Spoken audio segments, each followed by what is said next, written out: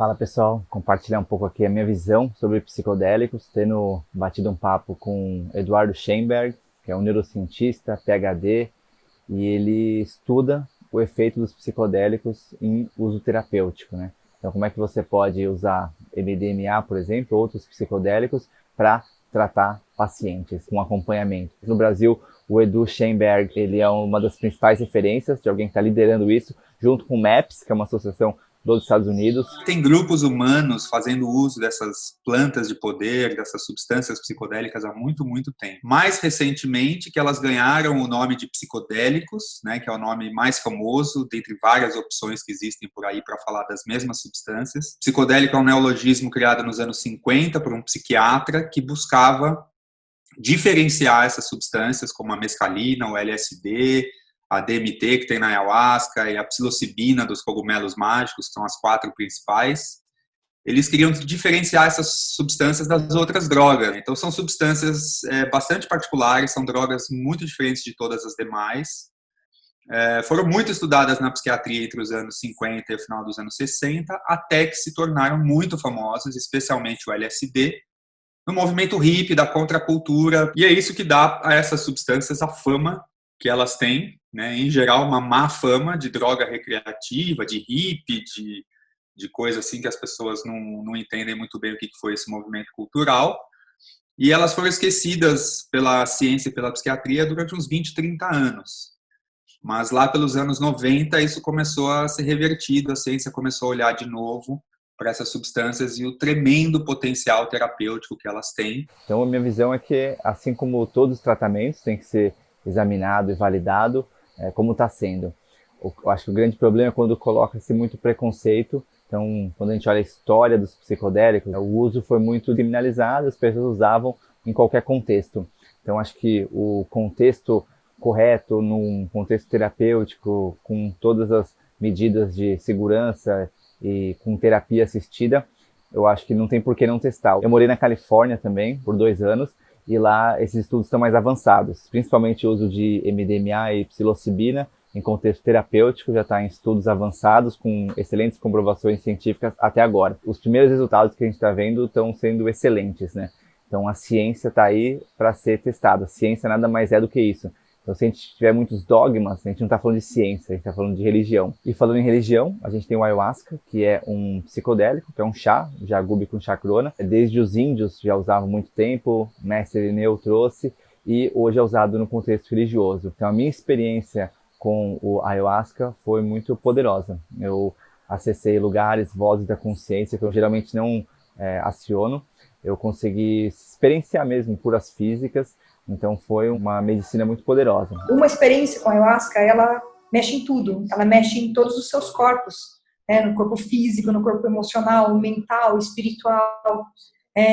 Te dá um banho de serotonina. Hoje comprovado cientificamente, reconstrói neurônios. Então, fisiologicamente, ela é uma medicina ímpar. Quando eu penso no ayahuasca, eu vejo que é uma questão que eu pude experienciar essa dissolução do ego. Eu pude experienciar esse sentimento de somos todos um. Para mim vem como uma consciência, uma voz consciente que me diz coisas como sobre propósito, sobre missão, sentimentos de gratidão, de união. Então, sentimentos sempre de muita beleza. Mas eu sempre gosto de deixar muito claro a importância de fazer no contexto correto, com a pessoa correta, com confiança. Eu acho que tomando num contexto errado, pode ser muito prejudicial e você vai banalizar uma coisa que é uma medicina muito poderosa usada por povos originários, que tem uma noção muito forte de comunidade, tem uma noção muito forte de alinhamento com a natureza e de preservação e regeneração do mundo. Então acho que é um tema que eu acredito que possa abrir caminhos para muitas conversas que possam ser produtivas. Então nem de um lado nem de outro, mas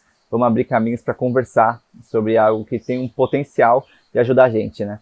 Desde que administrado da maneira correta, com as aprovações corretas e livre do preconceito e do julgamento que pode ter e do lobby de indústrias como a indústria farmacêutica ou a indústria do álcool que querem manter o status quo, né?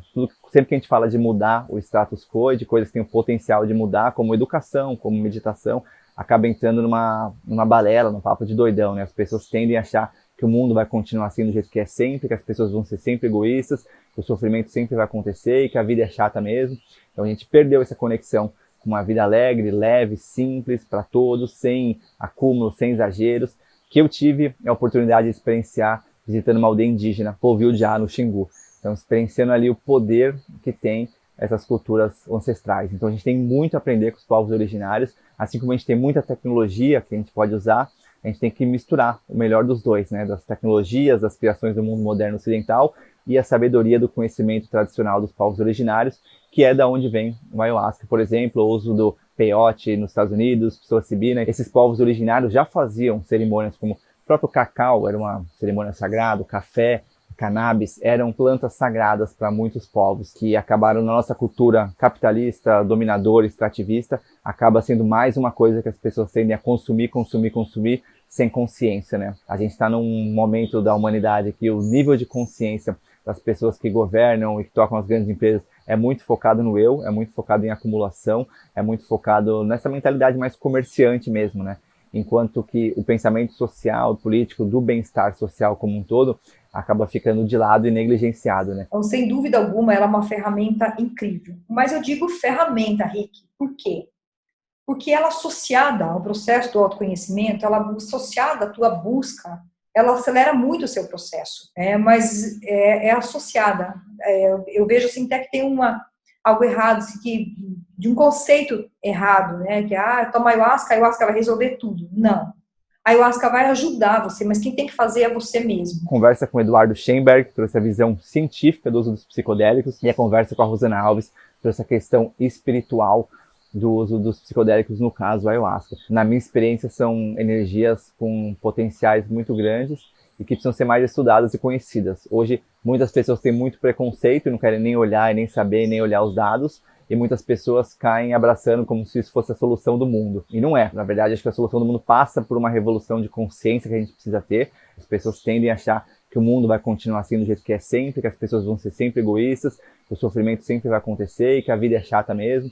Então a gente perdeu essa conexão com uma vida alegre, leve, simples para todos, sem acúmulo, sem exageros. Porque eu tenho uma crença que a gente está aqui para ser feliz, ajudar uns aos outros, e tudo que caminha nessa direção, de a gente poder respeitar e se ajudar todos os seres, né, não só os seres humanos, tudo que vai nessa direção, eu acho que é saudável. Então, minha grande questão é que os estudos aconteçam, né, e que no contexto religioso, como já acontece os da ayahuasca, que seja respeitado, né, que as pessoas também não peguem o ayahuasca e saiam consumindo em contextos que não são seguros e simplesmente pela curtição, assim como aconteceu com outras drogas. Então, o que a gente precisa é realmente essa revolução de consciência, essa revolução do amor mesmo, para que as pessoas tenham essa consciência de que a gente está totalmente conectado com tudo, com a natureza, com outros seres humanos, que a gente possa trabalhar nossas sombras, nossos traumas, através de terapia, meditação, e os psicodélicos podem ser uma fonte também para a gente fazer esse estudo de si mesmo,